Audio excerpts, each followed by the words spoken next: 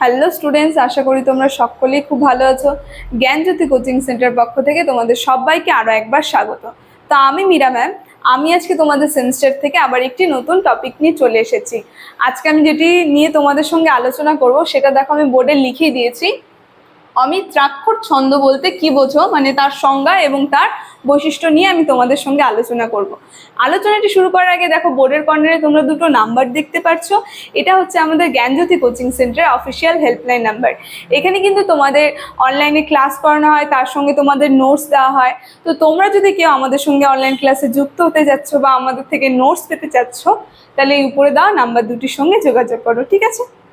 তাহলে আমি আমার বিষয়টি শুরু করছি। দেখো আমি এখানে লিখে দিয়েছি আজকে যেটি নিয়ে আমি তোমাদের সঙ্গে আলোচনা করব সেটা হচ্ছে অমিতাক্ষর ছন্দ বলতে কি বোঝো। দেখো সংজ্ঞাটা আমি এখানে বলে দিয়েছি, তার সঙ্গে বৈশিষ্ট্যটাও লিখে দিয়েছি। লেখাটা খুব ছোট, তো তোমাদের বুঝতে অসুবিধা হতে পারে। তো আমি এটা বুঝিয়ে দেবো, তার সঙ্গে তোমাদেরকে বলে দেব। আমি যখন বলবো তখন তোমরা একটু খাতায় পেন নিয়ে লিখে নেবে, ঠিক আছে?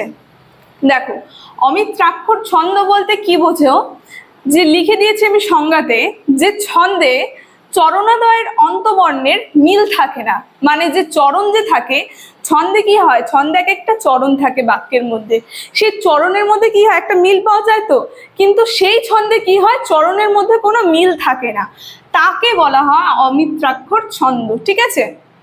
অমিত্রাক্ষর ছন্দ বাংলা কাব্যের একটি বিশেষ ছন্দরূপ, যা ঊনবিংশ শতাব্দীর শেষ ভাগে মাইকেল মধুসূদন দত্ত কর্তৃক প্রবর্তিত হয়, ঠিক আছে?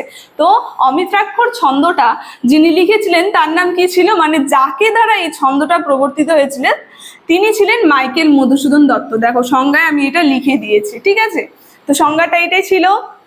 এখন একটু বৈশিষ্ট্যটা নিয়ে আমি বলি। দেখো বৈশিষ্ট্য আমি 5টা বৈশিষ্ট্য নিয়ে এখানে লিখে দিয়েছি, আমি মুখে বলছি, তোমরা একটু লিখে নেবে। দেখো প্রথম বৈশিষ্ট্যতে যেটা যাচ্ছে, যে এই অমিত্রাক্ষর ছন্দের মধ্যে কি হয় মাত্রা সংখ্যা নির্দিষ্ট, অর্থাৎ প্রতিটি চরণে 8 এবং 6 মাত্রার দুটি পর্ব মিলে মোট 14টি মাত্রা থাকে, ঠিক আছে? মানে এই ছন্দটার মধ্যে কি হয় 8টা আর 6টা মাত্রা থাকে, এই দুটা মিলে কি হয় মোট 14টি মাত্রা কিন্তু থাকে এই ছন্দের মধ্যে, ঠিক আছে? দেখো 2 নম্বর বৈশিষ্ট্যতে আমি বলেছি চরণের শেষে মিত্রাক্ষর মিল বা অন্তমিল থাকে না। মিত্র বলতে কি, মিত্র বলতে বন্ধু। কি হয় বন্ধুদের মধ্যে মিল দেখা যায়, কিন্তু এই ছন্দের মধ্যে আমরা যদি এইভাবে বিচার করি এই ছন্দের মধ্যে কোনো মিল পাবে না, ঠিক আছে? তো সেটা চলে যাচ্ছে এই অমিত্রাক্ষর ছন্দের মধ্যে। দেখো 3 নম্বর বৈশিষ্ট্যতে আমি বলেছি ভাব বা প্রবাহমান, অর্থাৎ একটি চরণে একটি নির্দিষ্ট ভাব বা প্রকাশ করতে হবে এমন কিছু নেই, ঠিক আছে? মানে একটা ছন্দের মধ্যে কি হয় একটা প্রবাহমান থাকে বা একটা ভাব থাকে, কিন্তু সেটার মধ্যে নির্দিষ্ট কোনো ভাব বা প্রবাহমান থাকে না এই ছন্দটার মধ্যে, ঠিক আছে? দেখো 4 নম্বর বৈশিষ্ট্যতে আমি বলেছি চরণের শুরুতে, মাঝখানে বা শেষে বাক্যের শেষ বা শুরু হতে পারে। মানে কোনো সঠিক ঠিকানা নেই যে শুরুতে শেষ হয়ে যাবে বা শেষে অন্তে একটা মিল হবে, সেটার কোনো ঠিকানা নেই। যেখান থেকে সেখানে শুরু হতে পারে বা যেখান থেকে সেখানে শেষ হতে পারে, সেটা প্রথমে, মাঝখানে, শেষে বা শুরুতে, এরকম, ঠিক আছে? দেখো লাস্ট যে বৈশিষ্ট্যটা আছে, যে প্রয়োজন মতো জ্যোতি চিহ্নের ব্যবহার করা যায় না। এই যে একটা যে জ্যোতি চিহ্ন থাকে এই ছন্দটার মধ্যে, বিভিন্ন ছন্দের মধ্যে, তো তুমি তোমার প্রয়োজন মতো কিন্তু যেখানে সেখানে এই জ্যোতি চিহ্নের ব্যবহার করতে পারবে না এই ছন্দের মধ্যে, ঠিক আছে? তো অমিত্রাক্ষর ছন্দ থেকে আজকের আলোচনাটি আমার এতটুকুনি ছিল।